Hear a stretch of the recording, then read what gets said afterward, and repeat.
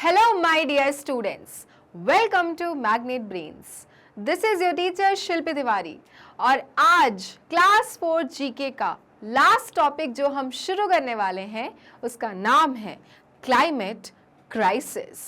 Yes, climate को लेके सबके दिमाग में अब बहुत सारी उलझनें होने लगी हैं।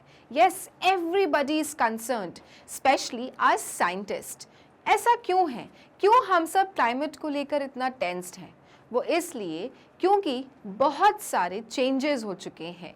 हद से ज़्यादा बारिश हो जाना, गर्मी ज़्यादा होना, टेम्परेचर में राइज होना, हर कभी नेचुरल कैलामिटीज़ को आ जाना, बाढ़ आ जाना, भूकंप आ जाना, ये सब क्या है? ये सब है क्लाइमेट चेंज के कारण।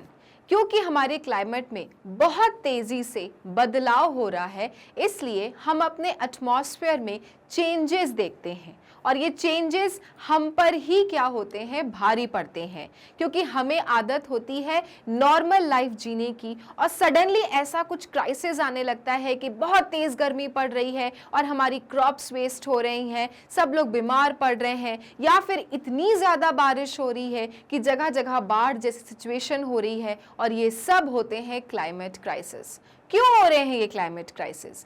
कौन है इनकी वजह? So children, we human beings are responsible for this threatening। और वो इसलिए क्योंकि हम लगातार पेड़ काटे जा रहे हैं, ग्लोबल वार्मिंग की तरफ ध्यान नहीं देते हैं और इसलिए इतना ज़्यादा इम्बैलेंस हो चुका है हमारे नेचर में। सो चिल्ड्रन, आज इस चैप्टर में हम इंडिया के ही लोकेशंस में डिस्कस करेंगे कि कैसे चीज़ें क्या हो रही हैं, चेंज हो रही हैं, कैसे चीज़ों में बदलाव आ रहा है और ये सब कहीं ना कहीं जुड़े हुए हैं क्लाइमेट क्राइसिस से। ओके, सो क्लाइमेट क्राइसिस क्या है? क्लाइमेट को लेकर एक प्रॉब्लमेटिक सिचुएशन है जो कि आ चुकी है और आने वाले समय में और आएगी अगर हमने सही समय पर सही चीज़ों का डिसीजन नहीं लिया तो, या फिर हमने अपनी हैबिट्स नहीं सुधारी तो। All right, my dear students, so are you ready to start the chapter with me? So let's start and begin the chapter Climate Crisis.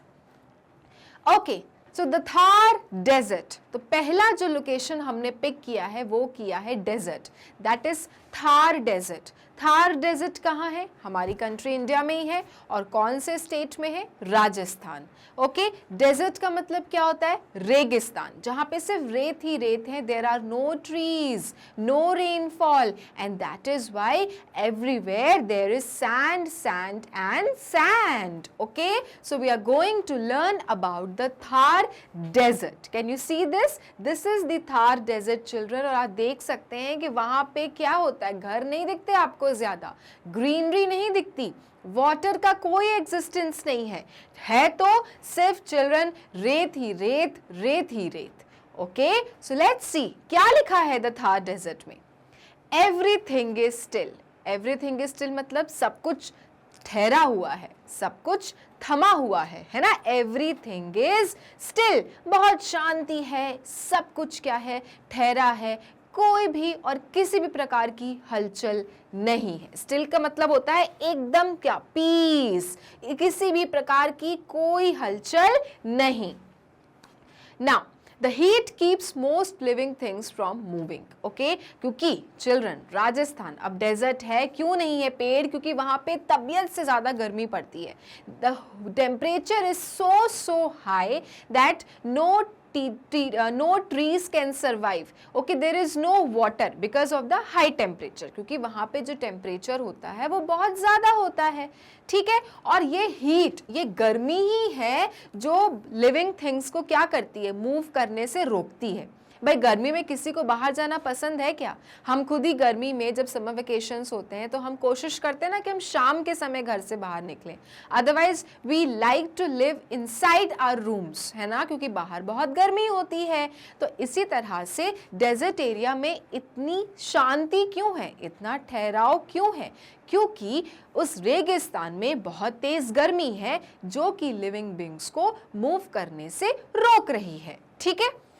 Hot wind blows wisp of dust. और क्या चली, एक गर्म हवा, hot wind चलती है, जो कि जो डस्ट होती है, डस्ट पार्टिकल्स, उसको भी क्या करती है, फैलाती है। ऐसे फेंकते हैं ना, जैसे आप अगर कोई रेत को हाथ में लो और अगर ऐसे उड़ाओ आप, तो कैसे इस तरह से फैलेगा। तो उसी तरह से जो हॉट विंड है, जब गर्म हवा चलती है तो डस्ट को क्या करती है, इस तरह से फैलाती है। ठीक है। Tars of sand called dust devils twist across the land, sand flies by। अब आप देख सकते हैं कि डेजर्ट का माहौल कैसा है। ठीक है, आपको टावर्स ऑफ सैंड मिलेंगे, है ना, रेत रेत के क्या मिलेंगे, टावर मिलेंगे, ऊंचे ऊंचे टीले मिलेंगे, और क्या मिलेगा, जिसको कहते हैं डस्ट डेविल्स, जिसको कहते हैं डस्ट डेविल्स। अब ऊंचे ऊंचे टीले हैं रेत के, कोई इंसान नहीं है आसपास, तो वो कैसे दिखते हैं, डस्ट डेविल्स की तरह। ओके, डस्ट डेविल्स की तरह। Twist across the land, sand flies by. और पूरे लैंड में, पूरे आपके रेगिस्तान में आपको सिर्फ क्या दिखेगी, सैंड ही सैंड दिखेगी, जो कि गर्म हवा के कारण क्या होती रहती है, उड़ती रहती है। Okay, then flying sand pelts everything. और ये जो सैंड है जो कि उड़ रही होती गर्म हवा के कारण, वो क्या करती है, वो सब पर अटैक करती है। जैसे सैंड, रेत का थपेला पड़ेगा तो ऐसे आपको लगेगा ना, अरे यार ये कितनी रेत लग रही है, तो इस तरह से ये क्या करती है, peeled, it attacks on everything. The whipping sand stings and makes it hard to breathe. It covers everything. और ये जो सैंड है जो लग रही है अटैक की तरह, ये क्या करती है, जब आप सोचो कि एकदम रेगिस्तान में खड़े हो बीचों बीच और गर्म हवा चल रही है, गर्म हवा के थपेले पड़ रहे हैं, और जब ये सैंड उड़ रही है और आपके ऊपर अगर लग रही है तो कैसा लगता है, चुभती है, ये रेत चुभने लगती है ना। इट स्टिंग्स, स्टिंग का मतलब क्या होता है, चुभने लगती है कांटे की तरह, and makes it hard to breathe. और जिस कारण से क्या होता है, it is difficult to breathe, सांस लेने में दिक्कत होती है, क्योंकि आप ले रहे हो और फिर आपको सैंड का थपेला पड़ रहा है, यहां से सैंड पड़ रही है, यहां से सैंड पड़ रही है। ठीक है, इट कवर्स एवरीथिंग, और सब कुछ क्या कर देती है, वो कवर कर देती है। तो बस हॉट विंड के चलने की देरी है और हर जगह आपको रेती रेत दिखेगी। क्लियर। तो ऐसा होता है नजारा डेजर्ट का। और ये कौन से डेजर्ट की बात हो रही है, द थार डेजर्ट, जो कि कहाँ है, हमारे देश में है। कौन से स्टेट में है, राजस्थान। ठीक है। Sandstorms like this one define life in the Thar desert. Such storms sculpt the land. So children, Thar desert में सैंड ही सैंड है, तो सैंड नहीं तो कुछ नहीं थार डेजर्ट। अब रेगिस्तान ऐसी तो नहीं बोल रहे हैं ना, हर जगह रेत ही रेत है, इसलिए रेगिस्तान कहला रहा है। सो सैंड स्टॉर्म्स ही क्या है, दुनिया है थार डेजर्ट की। This ones define life in the Thar desert, such storms sculpt the land. So children, अब रेगिस्तान है तो क्या होते हैं, रेतों के आपको स्टॉर्म भी आते रहते हैं, है ना, स्टॉर्म्स चलती रहेंगी और रेत चलते रहेंगे, तो ये होता रहता है। This is a very common practice in the desert area. They form tall dunes. और ये जो सैंड स्टॉर्म्स होते हैं ये क्या बनाते हैं, टॉल ड्यून्स बनाते हैं। जब इतनी तेज हवा चलती है और जब सैंड स्टॉर्म आ जाता है तो इस तरह से क्या बनता है, टॉल ड्यून्स बन जाते हैं, ऊंचे ऊंचे ड्यून्स बन जाते हैं। The storms bury ancient ruins, sometimes leaving the tallest structures sticking through the sand. Okay? और इस तरह से जो ये sand storm होते हैं चिल्ड्रन, ये क्या करते हैं, बहुत पुराने समय से क्या रहते हैं, एक स्टिक किए रहते हैं, लंबी सी स्ट्रक्चर, एक इतनी लंबी सी क्या होती है, स्टिक रहती है, एक मतलब आपको एक लगने लगता है कि एक टॉल सा स्ट्रक्चर खड़ा हुआ है सैंड का। ठीक है, बहुत समय से। The storms force people and animals to take shelter. अब आप सोचो कि जब हम सैंड के चलने से इतने डर रहे हैं, तो जब सैंड स्टॉर्म होता होगा, जब तूफान भरी जो रेत है वो जब चल रही होती होगी रेगिस्तान में, तो लोग कहाँ रहना प्रेफर करते होंगे, बाहर घूमना के घर के अंदर। Obviously they would like to live inside their shelter. वो सोचते होंगे कहीं घुस के बैठ जाएं ताकि ये रेत हमको ना लगे। They can even rip up the few plants that grow in the desert. Nothing is safe from the gritty windstorms. और इन windstorms के आगे चिल्ड्रन कुछ नहीं ठहरता। प्लांट्स नहीं ठहरते, लोग नहीं ठहरते, एनिमल्स नहीं ठहरते और सब अपनी जान बचाने के लिए कहाँ जाते हैं? शेल्टर्स में घुसना चाहते हैं, क्योंकि इतनी तेज जब ये रेत की आंधी चलती है तो क्या लगता है कि बस अब क्या होगा, अब बस ये हमें लगेगी, चोट लगेगी और आंधी तूफान, कहीं हम रेत के अंदर ही नहीं दब के मर जाएं। तो इस तरह की सिचुएशन से बचने के लिए सारे लिविंग बींग्स क्या करने लगते हैं? अपने लिए शेल्टर ढूंढने लगते हैं, अपने लिए सेफ प्लेस ढूंढने लगते हैं ताकि इन रेत भरी आंधियों से बच सके। ठीक है, तो ये नॉर्मल प्रैक्टिस है जो कि रेगिस्तान में चलती ही चलती, क्योंकि वहां पे हॉट एयर है, हॉट विंड चलती है और जब तेज हॉट विंड चलती है तो सैंडस्टॉर्म आ जाता है। सैंडस्टॉर्म आता है तो खूब लंबे लंबे रेतों के टीले बन जाते हैं, सैंड ड्यून्स बन जाते हैं और इस तरह से क्या होता है कि लोग अपनी जान बचाने के लिए, to protect themselves, they run and just try to find out the shelters for them. ठीक है, okay. Desert wildlife. Some kind of plants and animals live in the desert. Trees covered in thorns wave in the breeze. Tufts of wild grasses sway in the wind and clumps of bushes are rooted to the ground. Animals also live in the Thar desert. So children, ऐसा नहीं है कि सिर्फ लोग ही रहते हैं वहाँ पे। मैंने आपको बताया कि वहाँ पे उस रेत में आपको प्लांट्स भी थोड़े थोड़े दिखेंगे, एनिमल्स भी थोड़े थोड़े दिखेंगे। इतने ज़्यादा आपको ग्रीनरी वहाँ नज़र नहीं आएगी, बट वहाँ पे वो प्लांट्स आर विजिबल जो वहाँ पे रह सकते हैं, जो रेगिस्तान में रह सकते हैं, जो सैंड के environment में sustain कर सकते हैं। So some kind of plants and animals live in the desert area. So आपको plants भी मिलेंगे, कुछ animals भी मिलेंगे जो कि desert area में रहते हैं। Trees covered in the thorns wave in the breeze. अब आप देखो किस तरह के plants मिलते हैं सैंड में, किस तरह के प्लांट मिलते हैं डेजर्ट एरिया में? चिल्ड्रन, कांटे वाले, माने के कैक्टस, थॉर्न्स वाले प्लांट मिलते हैं। Okay, so trees covered in thorns wave in the breeze. अब जो भी प्लांट्स वहां मिलते हैं सब पे क्या होते हैं? इस तरह के कांटे निकले होते हैं। Can you see this plant? This plant is very very common in desert area. Okay, और इस तरह के जो ये इनमें कांटे निकले होते हैं, तो जब हवा चलती है तो क्या होते हैं? ये कुछ नहीं होता इन्हें, ये रहते हैं वहां पर क्योंकि इनके ऊपर कांटे निकले हुए हैं, तो प्लांट को डायरेक्टली अफेक्ट कुछ नहीं होता। और ये खासियत है इन कैक्टस प्लांट की, because of the thorns that sand breeze also can not harm them. ये सैंड ब्रीज भी क्या नहीं कर पाती, इनको हार्म नहीं पहुंचा पाती। Okay, so please note this point कि जो वहाँ का डेजर्ट वाइल्ड लाइफ है, वहाँ पे जो प्लांट्स होते हैं उनमें थॉर्न्स निकले होते हैं और उन प्लांट्स को हम कहते हैं कैक्टस। ठीक है, then tufts of wild grasses sway in the wind. और जो वाइल्ड ग्रासेस होती हैं वो भी क्या हो जाती हैं? स्वे, लहरा जाती हैं विंड में। भाई आप इंसान नहीं रोक पा रहे हो तो ये तो प्लांट्स हैं, ग्रासेस हैं, सभी हवा में क्या होंगी? लहराएंगी, तेज तेज हिलेंगी। And clumps of bushes and rooted to the ground. और जो bushes होते हैं, clumps of bushes जो होते हैं, that are rooted to the ground, वो ground से लगे रहते हैं। ठीक है, Animals also live in the Thar desert. अब एनिमल्स भी जो होते हैं वो भी कहाँ रहते हैं? थार डेजर्ट में रहते हैं। तो जैसे मैंने बताया कि जो प्लांट्स जिनमें थॉर्न्स निकले होते हैं वो आपको मिलेंगे थार डेजर्ट में। अब यहाँ पर कुछ एनिमल्स भी हैं जो स्पेसिफिकली डेजर्ट लाइफ में रह सकते हैं, वो भी यहाँ पर मिलते हैं। कौन कौन से एनिमल्स होते हैं? Let's find out now.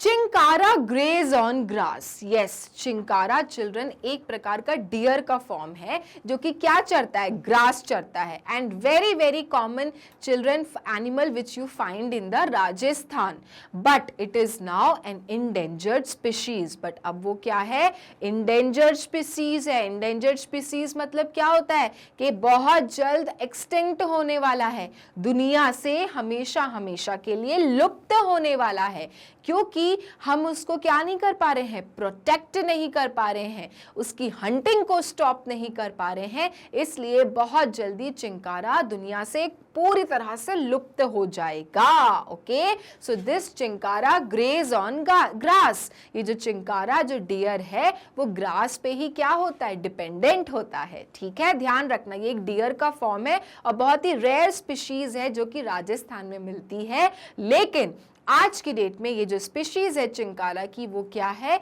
Endangered है, very soon it is going to be extinct अगर उसे नहीं बचाया गया तो, ठीक है। Leopards and wild cats prey on the chinkara, scorpions scurry about, yes. और जो ये चिंकारा होते हैं ये किनके प्रे हैं चिल्ड्रन, लेपर्ड्स और जंगली बिल्ली, ये इनके क्या है, प्रे हैं, ये इनका खाना है। The Indian spiny-tailed lizard looks fierce. And can you see one picture besides me? इसका नाम क्या है, ये एक छिपकली की तरह है चिल्ड्रन, और इसका नाम है The Indian spiny-tailed lizard।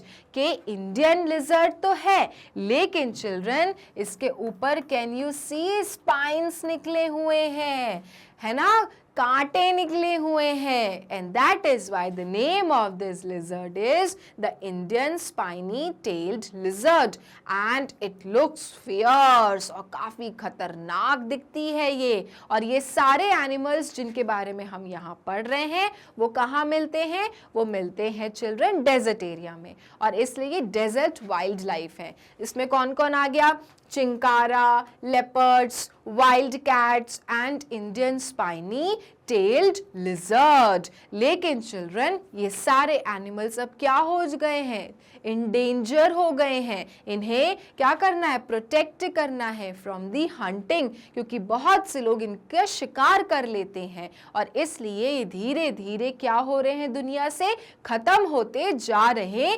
हैं। Okay, Yet it mostly eat plants. Spotting prey, eagles swoop from the sky. Okay, so children, जो ये lizard है जिसकी बात हम कर रहे हैं, जिसका नाम है the Indian spiny-tailed lizard, जो काफी डरावनी दिखती है, लेकिन children ये जो lizard है ये basically क्या खाती है, ये plants खाती है, लेकिन ये किसका शिकार है, ये है शिकार ईगल्स का। तो अगर ईगल्स ने नीचे इनको स्पॉट कर लिया तो ये इन्हें पिक करने आ जाती हैं, उठाने आ जाती हैं, ठीक है ना।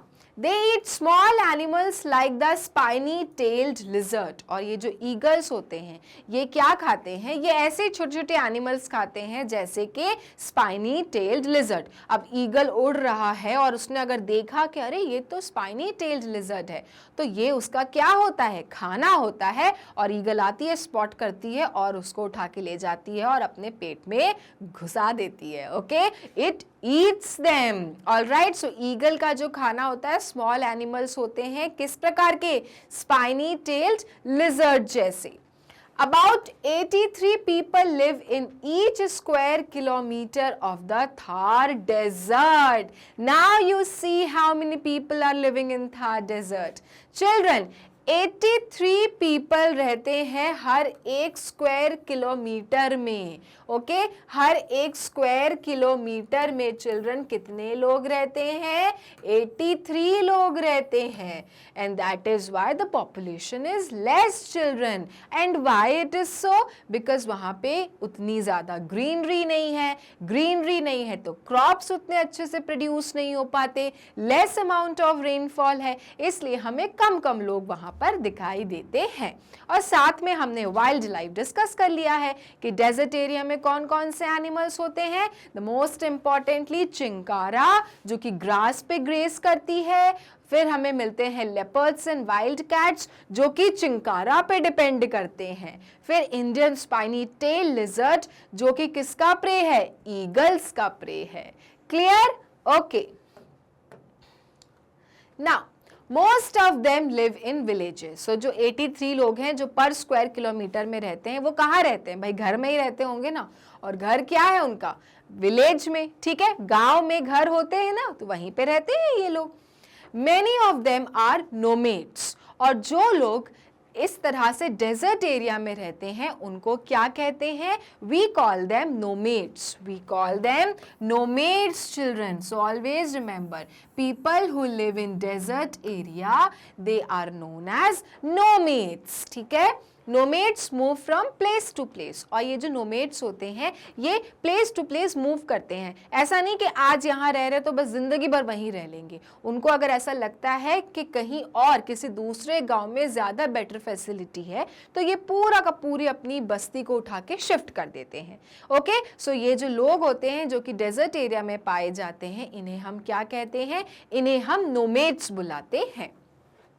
They usually move when their water supply dries up। अब आप देखो क्या रीजन है इनका। ये जो नोमेड्स लोग होते हैं, जो कि कहा गया है कि 83 लोग रहते हैं हर पर स्क्वायर किलोमीटर में गांव में, ये जो नोमेड्स लोग होते हैं जो कि प्लेस टू प्लेस मूव करते हैं, ये क्यों करते हैं?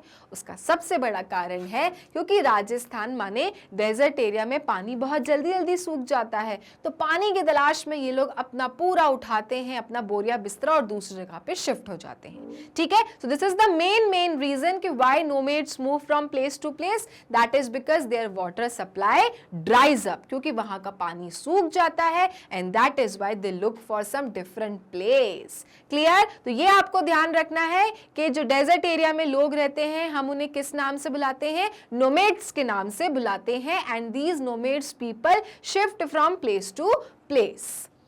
People build houses made from mud, और ये जो लोग रहते हैं नोमैडिक लोग, चिल्ड्रन, इनके घर किसके बने होते हैं? इनके घर मड के बने होते हैं। ठीक है, इनके जो घर होते हैं this is mainly made up of mud. The mud bakes and cracks in the sun, और ये जो मिट्टी होती है ये सूरज में क्या होती है? पहले बेक होती है, ठीक है, तपती है, और फिर क्या होती है? सन में ही क्रैक हो जाती है, इनमें क्रैक्स भी आते हैं। It washes away in the rain। अब आप सोचो किसी भी चीज को अगर हम मिट्टी से बनाते हैं तो बारिश के पानी में वो क्या हो जाएगा? घुलेगा। किसी प्रकार के पानी में मिट्टी क्या हो जाती है? घुल जाती है। अब जो नोमैडिक लोग रहते हैं ये तो रहते ही हैं मिट्टी के घरों में, और जब तेज पानी गिरता है तो उनका घर क्या हो जाता है? वॉश अवे हो जाता है, पूरी तरह से घुल जाता है। So the nomads are always fixing their homes। तो इसलिए जो नोमैडिक लोग रहते हैं, जो नोमैड्स रहते हैं, ये हमेशा आपको अपने घर को ठीक करते पाए जाएंगे, है ना। पहली चीज तो मिट्टी से बना रहे हैं, अब मिट्टी में क्रैक्स भी आ रहे हैं क्योंकि तेज गर्मी पड़ रही है, क्रैक्स आ रहे हैं। तेज बारिश हो रही है तो घर घुल जा रहा है ना, पूरी तरह से, मतलब आप देखो तो लीक होने लगेगा, बहने लगेगा, ढहने लगेगा। तो ये जो नोमैड्स लोग होते हैं ये अपने घर को आपको क्या मिलेंगे? ठीक करते हुए मिलेंगे। मोस्ट ऑफ द टाइम आपको ठीक करते हुए मिलेंगे। ठीक है, तो वहां का ये कल्चर ही ऐसा है कि भाई मिट्टी का घर बनाओ, शिफ्ट करो जहां से पानी खत्म हो रहा है। अब अगर तेज गर्मी पड़ रही है तो क्रैक्स आ रहे हैं, तेज बरसात हो रही है तो घर पूरा पूरा ढह रहा है, तो ये लोग हमेशा अपने घर को ठीक करते हुए पाए जाते हैं। The Thar desert may soon make life harder for more people। Now here the point comes, how? जो थार डेजर्ट है, जो इतनी देर से हम थार डेजर्ट के बारे में बातें डिस्कस कर रहे हैं कि भाई किस प्रकार के लोग होते हैं, किस प्रकार के जानवर होते हैं, किस प्रकार के प्लांट्स होते हैं, बहुत जल्द ये थार डेजर्ट क्या होने वाला है? लोगों के लिए रहने के लिए और मुश्किल बनेगा, और मुश्किल बनता जा रहा है। मे सून मेक लाइफ हार्डर, यहाँ पे जिंदगी और मुश्किल हो जाएगी लोगों के लिए थार डेजर्ट में। क्यों? उसका सबसे बड़ा कारण है global warming. Okay, global warming is changing the weather in the area, less rain is falling there. भाई डेजर्ट एरिया में वैसे ही बारिश बहुत कम होती है, अब चूंकि वहां पे ग्लोबल वार्मिंग है तो उससे क्या हो रहा है? और पानी कम हो गया, और लेस रेनफॉल हो रही है, टेम्परेचर और बढ़ रहा है। अब लोग वैसे ही इतने परेशानी में वहां पर रहते हैं, इतनी सैंडस्टॉर्म में रहते हैं, धूल भरी आंधियों में रहते हैं, हाई टेम्परेचर में रहते हैं, प्लांट्स वहां पे ज्यादा नहीं होते, क्रॉप्स वहां पे ज्यादा नहीं होते, लेस रेन वाटर होता है। बट स्टिल अब क्या हो रहा है? बिकॉज ऑफ ग्लोबल वार्मिंग जो टेम्परेचर राइज हो रहा है, हर साल अर्थ का टेम्परेचर जो बढ़ रहा है, उससे ये डेजर्ट एरिया में रहना और मुश्किल होता जा रहा है। Okay, global warming is changing the weather in the area, less rain is falling there. The desert is growing, अब ये जो डेजर्ट है ये क्या हो रहा है? बढ़ रहा है। The desert is covering another 120 kilometre square each year, और इस तरह से क्योंकि लेस रेनफॉल हो रही है, प्लांट्स नहीं उग रहे, तो इस प्रकार से ये जो रेगिस्तान का जो एरिया है ये धीरे धीरे क्या हो रहा है? बढ़ रहा है। प्लांट्स उगे तो कुछ नहीं होगा, लेकिन वहां पे तो कुछ हो ही नहीं रहा है, ग्लोबल वार्मिंग हो रही है। तो ये जो डेजर्ट एरिया है, रेगिस्तान का एरिया है, ये हर साल बढ़ रहा है। Okay, the desert is covering another 120 square kilometre each year. हर साल 120 स्क्वायर किलोमीटर क्या हो रहा है, इंक्रीज हो रहा है एरिया में। It is even moving towards new Delhi. मतलब आप सोचो कि थार डेजर्ट जो कि राजस्थान में है, धीरे धीरे हर साल बढ़ते बढ़ते बढ़ते बढ़ते कहां तक पहुंच रहा है, it is going to near New Delhi. So just imagine how the situation has become. Okay, the situation is really bad because of the global warming. Every year due to the increase in temperature, children, desert क्या हो रहे हैं, बढ़ रहे हैं। भाई plants तो उग नहीं पाते इतने high temperature में, less rainfall हो रही है, plants नहीं उगते, तो जो कि desert area है, जो कि पहले इतना सा था, धीरे धीरे क्या होता जा रहा है, बढ़ता जा रहा है। और आज की डेट में वो धीरे धीरे कितना पास पहुंच रहा है, न्यू दिल्ली के पास पहुंच रहा है। ठीक है, it is moving toward India's capital city at a rate of 0.5 kilometre per year.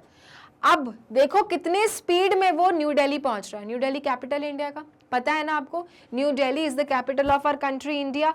अब वो न्यू दिल्ली जो कि इंडिया का कैपिटल है, डेजर्ट एरिया उस तरफ पहुंच रहा है कितनी रफ्तार से, 0.5 किलोमीटर पर ईयर की रफ्तार से। तभी तो देखो हर जगह वाटर का कितना क्राइसिस है, बारिश नहीं होती तो हर जगह त्राही त्राही मच जाती है, प्रॉब्लम्स हो जाती हैं, पानी सप्लाई बंद हो गया, 4-4 दिन पानी नहीं आ रहा है।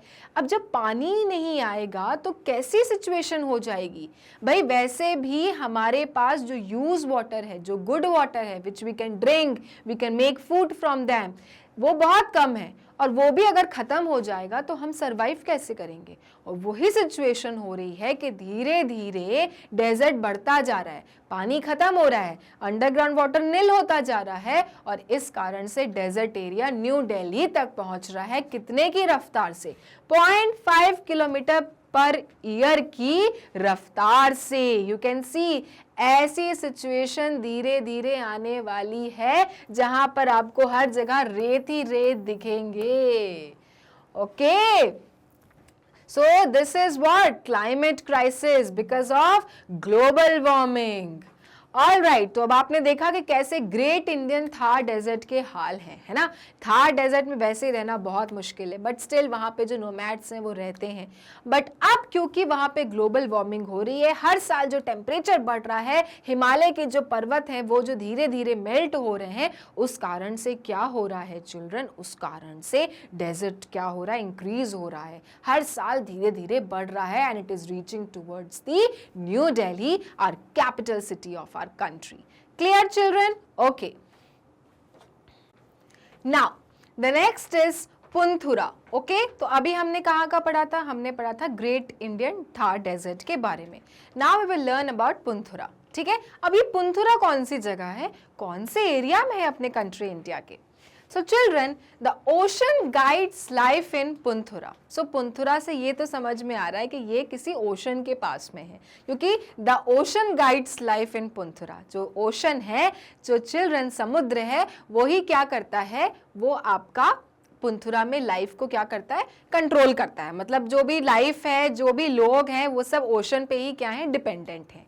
Okay, It is a fishing village in Kerala. Okay, तो अब now the picture is clear. This Punthura is in Kerala, children. Okay, it is in Kerala. अब केरला तो बिल्कुल ही सी से लगा हुआ है कि नहीं, पूरे अरेबियन सी से लगा हुआ है नीचे। तो ऑब्वियसली आपका जो ये पुंथुरा है वो क्या है children, it is near to the water. Okay, it is near to the water bodies. अब आपका अरेबियन सी हो गया, इंडियन ओशन हो गया, सभी तो नीचे है, तो it is very very near to the sea shore. So it is a fishing village in Kerala. So जो पुंथुरा है वो केरला का क्या है, फिशिंग विलेज है। वहां पे फिशिंग बहुत होती है, ठीक है, वहां पे फिश को कैच बहुत किया जाता है।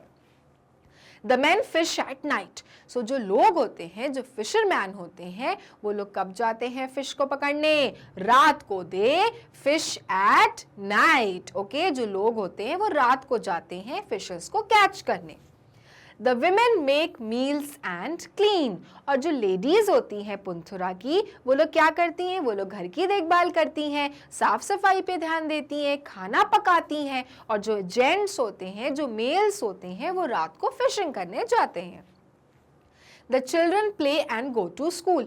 और जैसे आप लोग बच्चे हो जो पढ़ाई करते हो, राइट, उसी तरह से पुंथुरा के जो चिल्ड्रन हैं वो खेलते हैं साथ में, वो स्कूल जाते हैं, वो अपनी स्टडीज करते हैं। तो it is a very very normal life which is happening in Poonthura. ठीक है, अब पुंथुरा क्या है? केरला में फिशिंग विलेज है। All of this changed on 29th November 2017।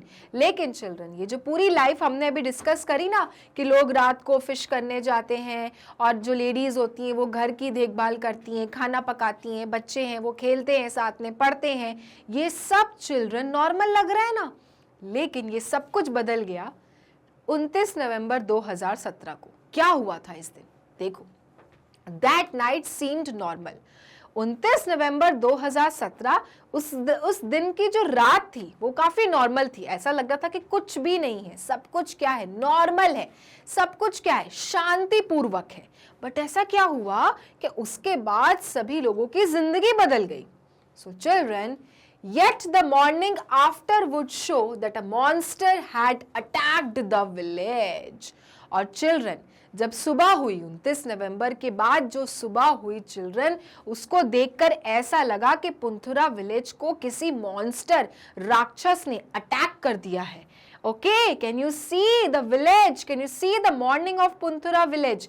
ऐसा लग रहा था कि किसी मॉन्स्टर ने आके अटैक कर दिया है, सब कुछ तबाह हो चुका था। Okay, the morning after the would show that a monster had attacked the village। A storm named Okchi formed near Sri Lanka। What had happened? Children, एक ओक्ची स्टोम नाम का क्या हुआ था? श्रीलंका से आके पुंथुरा विलेज को अटैक किया था। ओके, स्टोम माने कि तूफान, और उस तूफान का नाम क्या था? Ockhi. A storm named Ockhi formed near Sri Lanka. Sri Lanka के पास में ये एक जो तूफान था, समुद्री तूफान, वहां पर क्या हुआ था? फॉर्म हुआ था। It grew stronger as it race towards Kerala.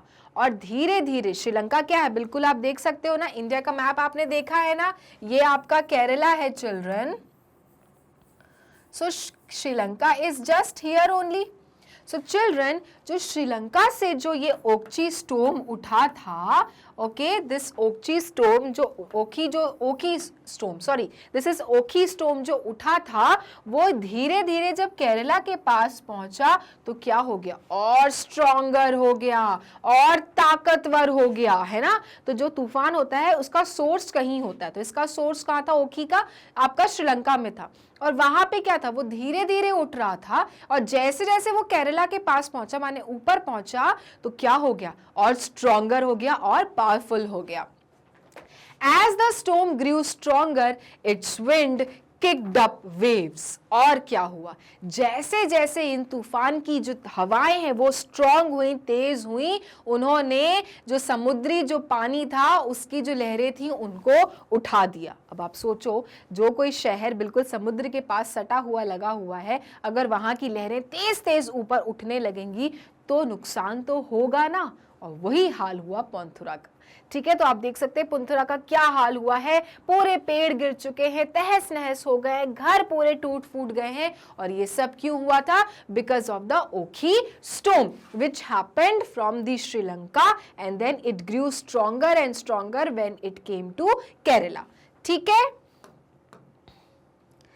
these waves look relatively flat until they near the shore। Okay, so children, ये जो वेव्स थी ये बिल्कुल फ्लैट दिख रही थी, शोर के पास पूरी फ्लैट दिख रही थी। Then they can grow high and higher, the towering waves then crash। शोर के पास, किनारे के पास में बिल्कुल फ्लैट दिखती थी, लेकिन जैसे ही किनारे के पास पहुंचती थी ऊंची ऊंची ऊंची ऊंची टावर की तरह उठ जाती थी ये वेव्स। ऐसे सुनामी में भी होता है, सुनामी की लहरें भी ऐसे उठती हैं ऊंची ऊंची और पूरे के पूरे शहर को डुबा देती हैं। और यही हाल हुआ ओखी स्टॉर्म के कारण। ओखी स्टॉर्म की हवाएं इतनी तेज थीं कि उन्होंने समुद्र की पानी को क्या कर दिया, लहरों को क्या कर दिया, ऊंचा उठा दिया। और जब वो ऊंचे ऊंचे उठी तो उन्होंने पूरी तरह से हर जगह को तबाह कर दिया। ठीक है। The crashing waves erode coastlines and destroy anything in their path। और जो कोई भी उन वेव्स के पाथ में, उनके रास्ते में आता था, उन सबको क्या कर देते थे, तबाह कर देते थे, डिस्ट्रॉय कर देते थे। This include small fishing boats. और इस कारण से जो छोटी छोटी फिशिंग बोट्स थी वो भी क्या हो गई थी, पूरी तरह से नष्ट हो गई थी, है ना। यू कैन सी किस तरह से ये जो शिप है, इतना बड़ा शिप है, वो सिंक हो रहा है पानी के अंदर, है ना। तो जब तूफान आता है तो देखता थोड़ा ना है कि ये तो बड़ा सा शिप है, ये तो छोटे शिप है, छोटे शिप को डुबो देता हूँ, बड़े शिप को रहने देता हूँ, ऐसा तो वो सोचता नहीं है। कोई भी नेचुरल कैलामिटी तबाह करने से पहले कुछ सोचती है क्या, नहीं। सो इसलिए चिल्ड्रन क्या कहते हैं कि भाई ग्लोबल वार्मिंग को सीरियसली लो, ये सब क्यों हो रहे हैं, ये सब इतना डिसबैलेंस क्यों हो रहा है, क्यों इतने फ्रीक्वेंट वेव्स ऊंची ऊंची उठती हैं, सुनामी आ जाती हैं, स्टॉर्म्स आ जाते हैं। This is all happening because of the global warming. Okay, all right. The fishermen did not know the storm was coming, so they set to sea to fish. अब जो बेचारे फिशरमैन थे उनको तो कुछ नहीं मालूम था कि इस तरह कोई स्टॉर्म आने वाला है जिसका नाम ओखी है। ठीक है, उनको तो कोई ओखी स्टॉर्म के बारे में आइडिया नहीं था। तो जैसा उनका रूटीन होता है कि रात को वो जाएंगे फिशिंग करने, तो वो तो चल पड़े थे रात को। They expected to return in the morning, but when morning came, the boats did not return. Okay? और उनको तो लगा था रात भर बढ़िया फिश पकड़ेंगे और सुबह अपनी अपनी बोट्स में वापस आ जाएंगे। लेकिन क्या हुआ चिल्ड्रन, उस मॉन्स्ट्रस नाइट को, उस खतरनाक रात को क्या हुआ, जब तूफान आया तो बेचारे सोच के गए थे कि मॉर्निंग में they will be back to their homes, but children ना वो आए और ना ही उनकी बोट्स वापस आई।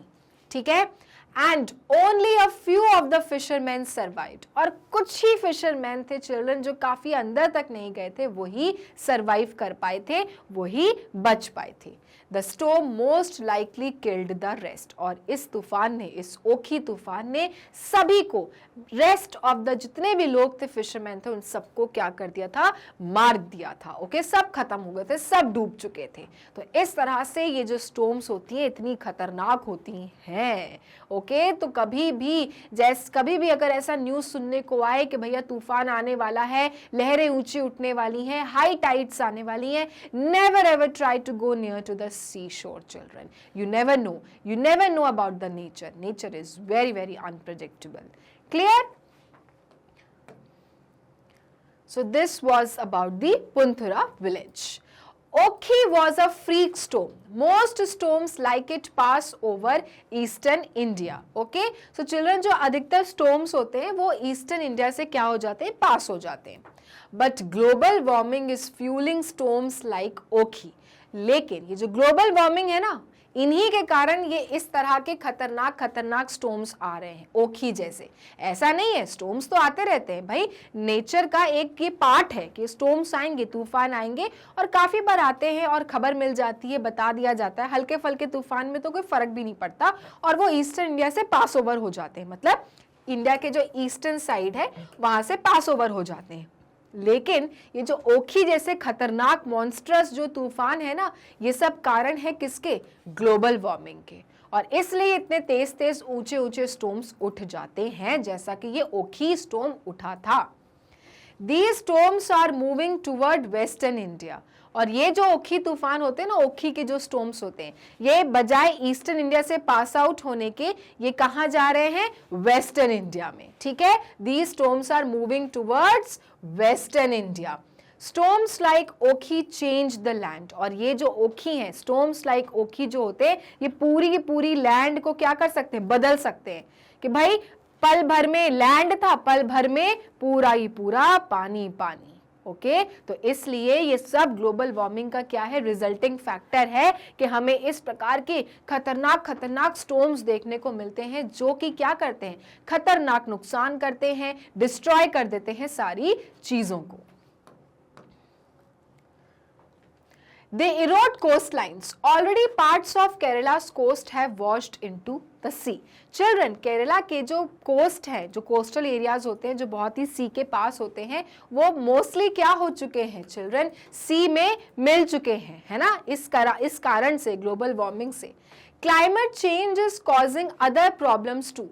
Scientist Dr. Shyam Salim studies how climate change affects southwestern India. So children, climate change ना सिर्फ ये नहीं कि storms ला रहा है, desert area बढ़ा रहा है, और भी बहुत सारी problems ला रहा है। जो साइंटिस्ट हैं, जो उनका नाम है डॉक्टर श्याम सलीम, वो पढ़ते हैं, वो कहते हैं पढ़कर कि कैसे क्लाइमेट जो है वो साउथ वेस्टर्न इंडिया को क्या कर रहा है, चेंज कर रहा है। साउथ वेस्टर्न इंडिया मतलब this portion, the whole this south western, ये साउथ हो गया और ये वेस्टर्न एरिया जो है इंडिया का, फ्रॉम महाराष्ट्र टू केरला।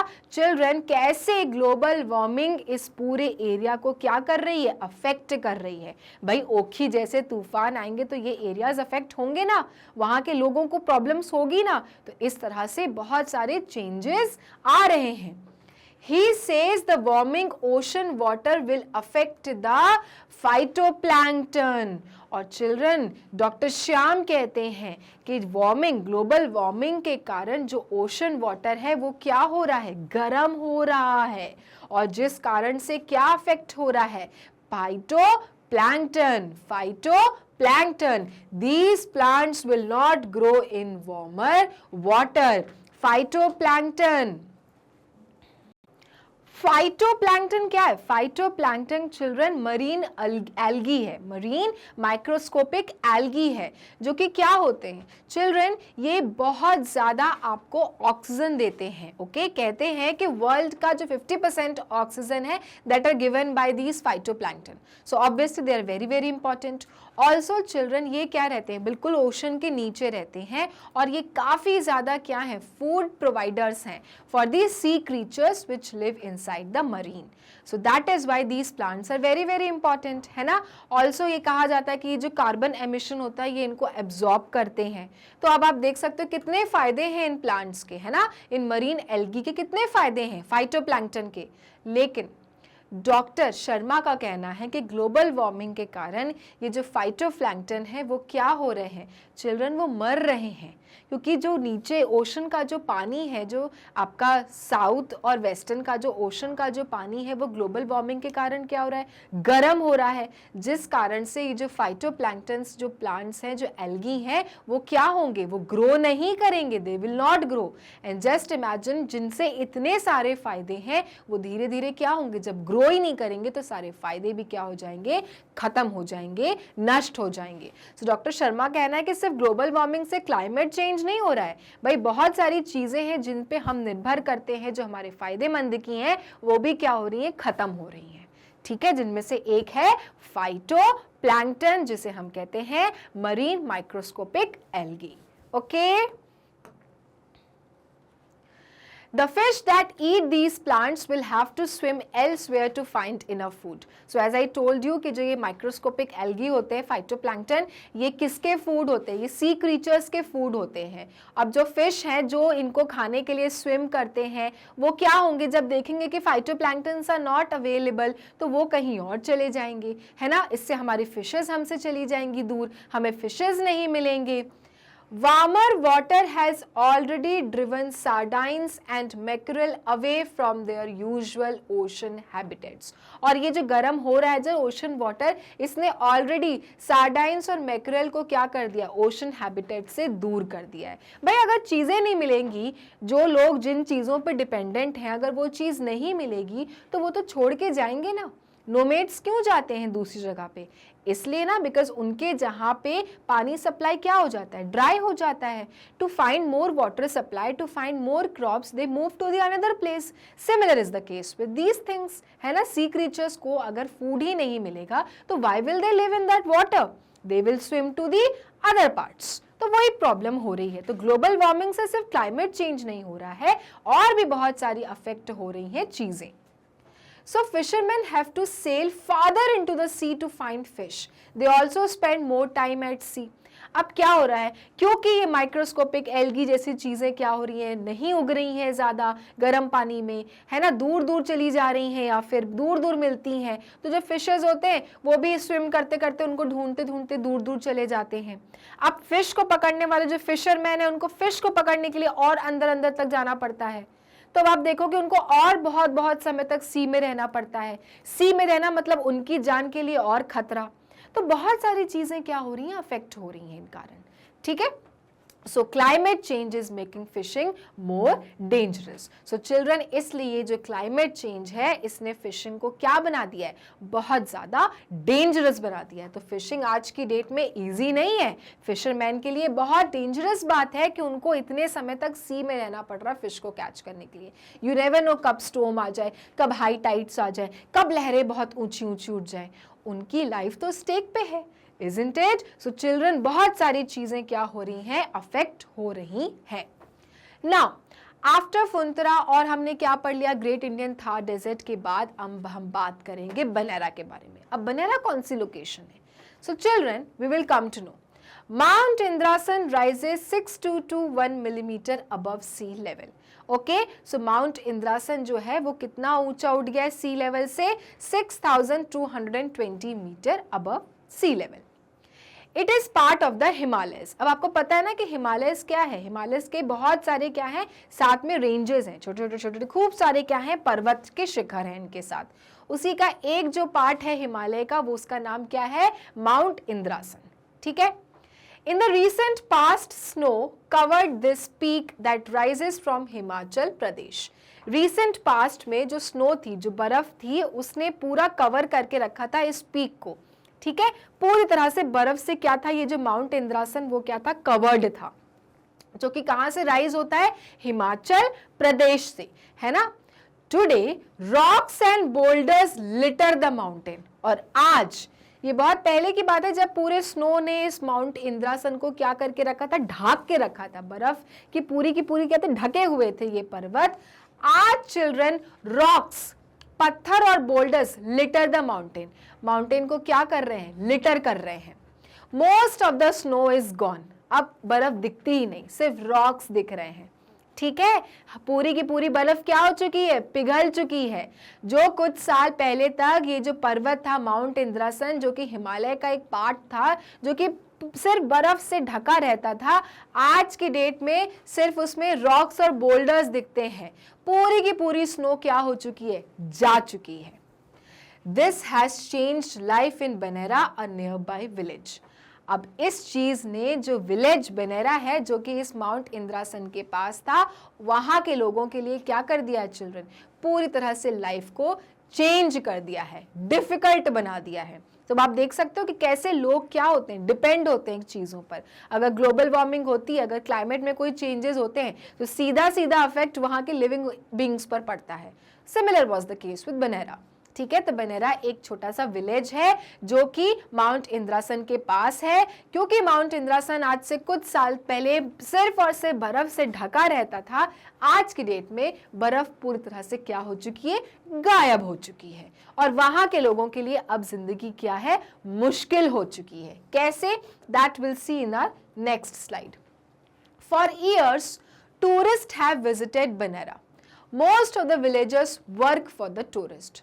ठीक है, अब भाई थोड़ा बहुत ही बर्फ होती है, पहाड़ वाला एरिया होता है, वहाँ पे टूरिस्ट लोग आते हैं, विजिट करते हैं। हम लोग भी, हमको भी कहीं जाना होता है बर्फ देखने की जगह पे, तो हम इस तरह के माउंटेन एरियाज में जाते हैं। तो टूरिस्ट भी विजिट करते थे बनेरा में। और जो ये विलेजर्स हैं, ये लोग वर्क ही करते हैं टूरिस्ट के लिए। भाई इनका पूरा जो रोजी रोटी चलता है वो टूरिस्ट पे रहता है, टूरिज्म पे डिपेंड करता है कि भाई लोग आएंगे, उनको कुछ चीज़ बेचेंगे, खाना पीना कराएंगे। तो इस तरह से इनकी पूरी जिंदगी टूरिज्म पे डिपेंडेंट है। They work as cooks, drivers and guides. अब देख लो, जो बनेरा विलेज है वहाँ के लोग कैसे काम करते हैं, कुक बन के, है ना, ड्राइवर्स बन के, गाइड्स बन के, कि हम आपको ये दिखाएंगे वो दिखाएंगे। तो इस तरह से जो बनेरा की जो पब्लिक है वो टूरिज्म पे डिपेंडेंट है। The villagers also grow apples. अब सर्दी वाली जगह हिमाचल प्रदेश, तो जो बनेरा के जो लोग हैं वो एप्पल्स की भी खेती करते हैं, they grow apples. Apple growing has added to the state's economy. अब यस, एप्पल क्योंकि बढ़ रहे हैं, एप्पल की सेल बढ़ रही है, तो जो स्टेट हिमाचल प्रदेश की जो इकोनॉमी है, मतलब पैसे आने का क्या हुआ है, जरिया बन गया है ना, क्योंकि एप्पल लोग बना रहे हैं, एप्पल लोग बेच रहे हैं, उससे क्या हो रहा है, इकोनॉमी में पैसा भी जा रहा है। Today it grows more apples than any other state in India. अब आप देख लो, Banera is the highest producing place in India. सबसे ज्यादा एप्पल प्रोड्यूस होते हैं हिमाचल प्रदेश के बनेरा में as compared to other states of India. So Banera is the highly producing state of apples, place of apples. The most common apple grown there is the Royal Delicious. और जो apples के अलग अलग क्या होते हैं, अलग अलग उनके क्वालिटीज होते हैं कि भाई ये इस क्वालिटी का, ये इस क्वालिटी का, इसका ये नाम है, इसका ये नाम है। तो जो क्वालिटी बनेरा के एप्पल्स में है उसका नाम क्या है, royal delicious. Okay, the most common apple grown there is royal delicious. Understood कि बनेरा में एप्पल्स की खेती होती है, एप्पल्स बहुत अच्छे से मिलते हैं वहां पर, और इतने मिलते हैं कि अब पूरे देश में वो जगह क्या हो गई है, हाईएस्ट प्रोड्यूसिंग एप्पल प्रोड्यूसर की हो गई है। मतलब वहां पर सबसे ज्यादा एप्पल्स मिलते हैं, और कौन से, रॉयल डिलीशियस के नाम से। Today life is changing in Banera. लेकिन अब बात कहां आई है, मेल्टिंग स्नो देख रहे हो। अब आप देखो कि बनेरा वो जगह जो टूरिज्म पे पूरी तरह से डिपेंडेंट है, टूरिस्ट पे डिपेंडेंट है, गाइड करती है, उनके लिए काम करती है, खाना बनाती है, कुक करती है, एप्पल्स प्रोड्यूस करती है। अब वहां की लाइफ क्या हो रही है, धीरे धीरे चेंज हो रही है। The weather is changing and it is snowing earlier than ever before. Children, weather क्या हो रहा है, चेंज हो रहा है, and it is snowing earlier than ever before. और children वहां पे snow क्या हो रही है, पहले ही हो जा रही है ना। In the first week of October 2018, temperatures dropped. First week of October 2018 में टेम्परेचर्स क्या हो जाते हैं, पूरी तरह से ड्रॉप हो जाते हैं। भाई स्नो गिरने लगती है, टेम्परेचर ड्रॉप हो जाते हैं। Rivers and lakes froze, snow blocked roads. Rivers हो गए, लेक्स हो गए, वो सब क्या हो जाते हैं, पूरे बर्फ से फ्रोज हो जाते हैं, मतलब जम जाते हैं। स्नो ब्लॉक कर देती है रोड्स को। This heavy snowfall is a sign of climate change. और ये heavy snowfall क्या है, climate change का साइन है। ओके, यहाँ पे देख रहे हो क्या लिखा है, the weather is changing and it is snowing earlier than ever before. जो स्नोफॉल बनेरा में बहुत लेटर, बाद में एक्सपेक्ट किया जाता था कि भाई अब जाके स्नोफॉल होगी, आजकल क्या हो रहा है, पहले ही हो जा रहा है, अक्टूबर के फर्स्ट वीक में ही हो जा रहा है। जिससे क्या हो रहा है कि कामकाज में फर्क पड़ रहा है, पहले ही पूरी रिवर जम जा रही है, लेक्स जम जा रही है, पूरी रोड स्नो से ब्लॉक हो जा रही है, तो लोगों को फर्क तो पड़ेगा ही भाई, उनकी तो पूरी जीवन लाइफस्टाइल चेंज हो जाता है। और ये जो हैवी स्नोफॉल है, पहले जो स्नोफॉल का हो जाना है, यही सबसे बड़ा साइन है क्लाइमेट चेंज का। ठीक है, तो अब आप समझिए कि किस प्रकार से ग्लोबल वार्मिंग हमें सिग्नल्स पे सिग्नल्स दे रही है। In Banera summers are warmer than ever before. अब गर्मियां जो होती हैं बनेरा में, जो कि कभी इतनी गर्मी नहीं पड़ती थी, बनेरा बहुत ऊपर है भाई, हिमाचल प्रदेश में है, माउंट इंद्रासन के पास, लेकिन आज की डेट में समर जो है वो क्या हो गए, वार्मर होने लग गए हैं। पहले कभी इतने गर्म नहीं होते थे, अब वार्मर हो रहे हैं। Winter snows are lighter. ठंडियों में जो सोचते हैं कि भाई स्नो गिरेगी अच्छे से, वो हल्की पड़ जा रही है। Mountain snow caps are shrinking. Mountains के जो स्नो कैप्स थे जिससे माउंटेन्स ढके रहते थे, वो सिकुड़ते जा रहे हैं। Plants that the villagers have never seen before are growing. ऐसे प्लांट्स जो विलेजर्स ने कभी नहीं देखे थे, वो क्या हो रहे हैं, ग्रो हो रहे हैं। ठीक है, plants that the villagers have never seen before are growing. अब आप सोचो किस प्रकार के चेंजेस हो रहे हैं, जो चीज नहीं कर रहे विलेजर्स वो हो रहे हैं। ऐसे प्लांट्स उन्होंने कभी नहीं लगाए, अब वो ग्रो कर रहे हैं। Insects that could not survive in cold temperatures now eat the apples. अब जो इंसेक्ट्स हैं जो कोल्ड टेम्परेचर में सरवाइव नहीं कर पाते हैं वो एप्पल्स खा जाते हैं, जिससे उनकी एप्पल की खेती बहुत जल्दी जल्दी बर्बाद हो रही है। तो आप देख रहे हो एक के बाद एक के बाद एक के बाद सारी चीजें क्या कर रही हैं, अफेक्ट हो रही हैं। Apples need long winters and snow to grow. Apples को लंबी लंबी सर्दियां चाहिए और बर्फ चाहिए ग्रो करने के लिए, वो चीजें नहीं मिल रही हैं, तो एप्पल की खेती डिस्ट्रॉय हो रही है। तो ये सारी चीजें बैक टू बैक क्या हो रही हैं, अफेक्ट कर रही हैं, है ना। इंसेक्ट्स हैं, एप्पल्स खा जा रहे हैं, वो कभी खाते नहीं थे, but to survive they are started eating apples. Apples इनको बहुत ज्यादा सर्दी चाहिए थी ग्रो करने के लिए अच्छे से, वो कम पड़ रही है। The temperature needs to drop to below 7 degrees Celsius to produce the best apples. Temperature को 60 डिग्री सेल्सियस क्या होना पड़ता है, ड्रॉप करना पड़ता है, गिरना पड़ता है अच्छे एप्पल्स को प्रोड्यूस करने के लिए। Water from melting snow provides water for the apple trees. अब जो वाटर मेल्टिंग स्नो से मेल्ट होके गिरता था वही तो वाटर था एप्पल के लिए, अब वही नहीं मिलता उनको। तो हर चीज देखो क्या हो रही है, एक के बाद एक के ऊपर भारी पड़ रही है। Water from melting snow provides water for the apple trees.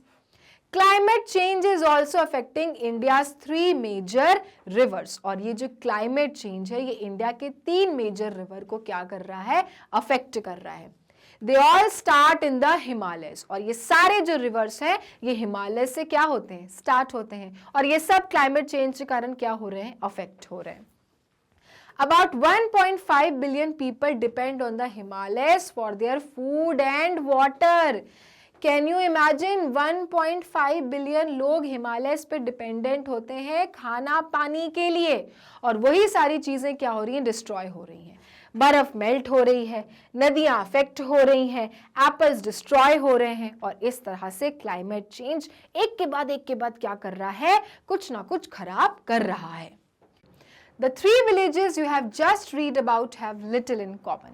तो हमने 3 विलेजेस करे, है ना। ग्रेट इंडियन थार डेजर्ट पढ़ा, हमने फुनथुरा पढ़ा केरला का, और हमने बनेरा किया हिमालयस में। तो चलो हमने 3 विलेजेस पढ़े, और तीनों में हमने क्या एक देखा, एक चीज देखी कॉमन, वो क्या थी, that climate change is changing life in all 3। सभी क्या हो रहे हैं चिल्ड्रन, जो अफेक्ट हो रहे हैं, that is all happening because of the climate change, है ना। हर जगह क्लाइमेट चेंज के कारण जिंदगियां क्या हो रही हैं, खत्म हो रही हैं, जिंदगियों में कोई ना कोई चेंजेस आ रहे हैं। जैसे ग्रेट इंडियन थार डेजर्ट में गर्मी हो रही है, फुनथुरा में स्टॉर्म्स आ रहे हैं, और बनेरा में स्नो मेल्ट हो रही है। It is all happening because of the global warming. And the changes do not stay in those villages. They affect people throughout India and throughout the world. और सिर्फ ये 3 villages की बात नहीं है कि भाई इन 3 villages में तो प्रॉब्लम है, बाकी जगह तो सब सुख है। No, धीरे धीरे ये पूरे इंडिया में स्प्रेड आउट होगा और पूरे वर्ल्ड को अफेक्ट करेगा। और ये अभी शुरुआत है, धीरे धीरे अगर ग्लोबल वार्मिंग को नहीं हमने सीरियसली लिया, नहीं हमने अपने बैलेंस किया अपने एनवायरनमेंट को, तो इस तरह से सिचुएशन और बैड होगी, और पूरा देश और फिर पूरा वर्ल्ड क्या होगा, डिस्ट्रॉय हो जाएगा।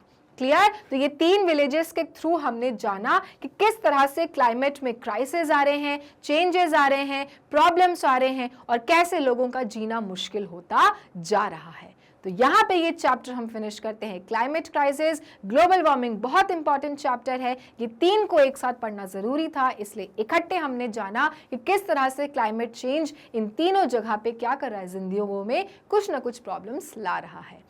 अब एक इन्फॉर्मेशन कि अगर आपको मैग्नेट ब्रेन्स के वीडियोस देखने होते हैं तो जाना होता है गूगल क्रोम पे, लिखना होता है www.magnetbrains.com।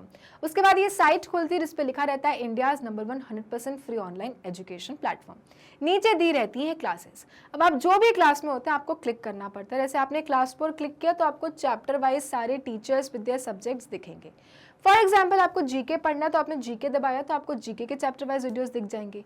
कोई एक पर्टिकुलर वीडियो जब आपको प्ले करना होगा तो आप ऐसे प्ले करेंगे और वीडियो आपका स्टार्ट हो जाएगा।